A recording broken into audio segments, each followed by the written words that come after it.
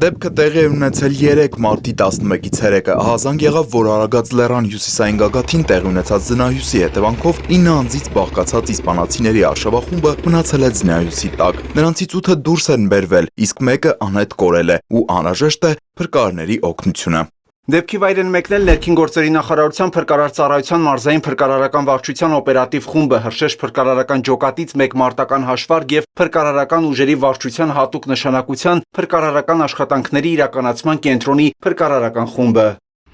Որոնուղափրկարարական աշխատանքներին 3 ողջ օրը ներգրավվեցին 51 փրկարարական ծառայող, Արագածի ՀԵԿ-ի 1 աշխատակից, Ալպինիզմի եւ Լեռնային տուրիզմի հայկական ֆեդերացիայից 4 ալպինիստ եւ Armenian Helicopters ընկերության 2 ուղղաթիռ։ Օրվա տարբեր ժամերին պաշտոնական հաղորդագրություններով տեղեկացվում էր, որ անհետ կորած լեռնագնացին փնտրելու աշխատանքները շարունակվում են։ Լեռնագնացների խմբի փրկությանն ուղղված ջանքերին ուշադիր հետևում էր Իսպանիայի արտաքին գործերի նախարար Խոսե Մանուել Ալբարեսը, ով այս մասին սոցցանցի X-ի հարթակում գրառում կատարեց։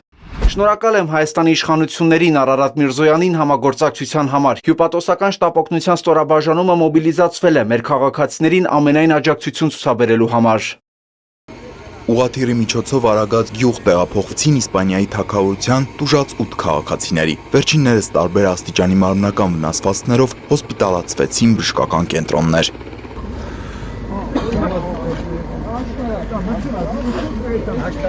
Իսպանացի լեռնագնացները Հայաստան էին եկել դահուկներով սահելու, այս եւ օրվա վատ հիշողությունների մասին արդեն հիվանդանոցում պատմեց տուժողներից մեկը։ Մենք հասնում ենք Գագաթ, երբ ձնահյուս սկսվեց, այդ ողջ ձյունը լցվեց մեզ վրա եւ մոտ 400 մետր ձնահյուսի մեջ գլորվել ենք։ Չգիտեմ ինչ ասել, ուզում եմ միայն շնորհակալությունս հայտնել մեզ փրկելու համար։ Այսօր վատ օր էր մեզ համար։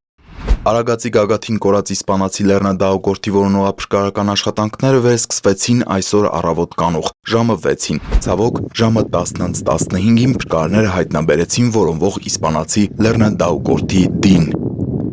Տիգրան Հովակիմյան, Հորիզոն։